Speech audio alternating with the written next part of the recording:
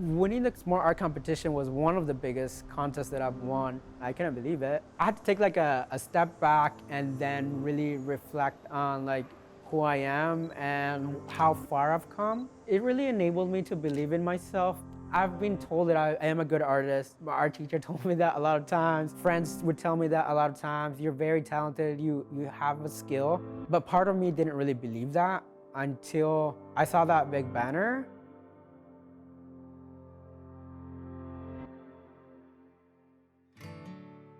My name is Daniel López. I was born in Guatemala, came to the US at the age of 6 in 2003. I came directly to Grand Rapids, Michigan. My family decided to come to the US partly due to a lot of economic disparities. It was just like a lot of hardships back in Guatemala, so we came to the US for a better life. Art has always been a part of my life. Even in Guatemala, during Independence Day, we would just color flags, have art competition. That was like one of the memories that I have in Guatemala where I am creating art. And after that, coming to the US, it's always been a part of my life. I make art for myself. It allows me to express what I'm feeling at the moment or make a political statement, a social statement, or anything to that fashion. And art did help me in some way cope with a lot of the differences here in the US, but also like express my culture to other folks. So this is my sketchbook. This is where the ideas I put on paper. So this one I had originally actually came up with just to experiment with brush strokes again and experiment with different materials. And this is what actually ended up being the final piece. Of course, it looks different now. I changed a lot of colors. I added a few other things to it, but this is where the idea stemmed from. My high school teacher, Ms. K, talked about the Smart Art competition, and she told our class that, oh, like y'all should think about making an art piece and submitting it. I personally didn't want it to, like I didn't really, I was like, all right, sounds cool, art competition.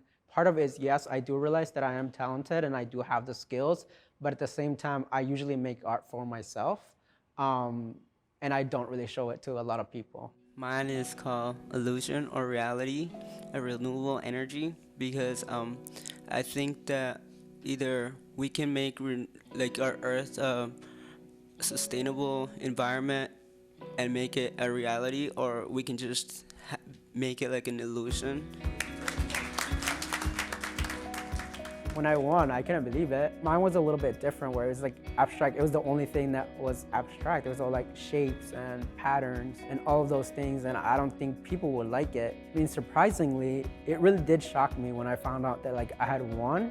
I was happy, my siblings were there. Just having the check in my hand was like crazy because it was like a huge check. I mean, it's like $1,000, but like they blew it up, and it was really cool having that in high school. It was a challenging time for me, but art really did help me escape some of the reality that I was going through. Seeing my art in a big banner really did show that a lot of things were possible. A lot of the difficulties that I've gone to, it does not compare to like what I'm achieving at the same time. Having that mindset now, I don't think that would have been possible if I had not seen my art being displayed at that time back in 2013. The money I got from Consumers Energy opened doors to other possibilities, enabling me to continue my education at community college and then go into the University of Michigan. Thank you to Consumers Energy for giving students the opportunity to express themselves through the arts, because it does open doors for people. So it's enabling students for success. It's enabling students to have an opportunity to achieve something that they would like to achieve or are working towards.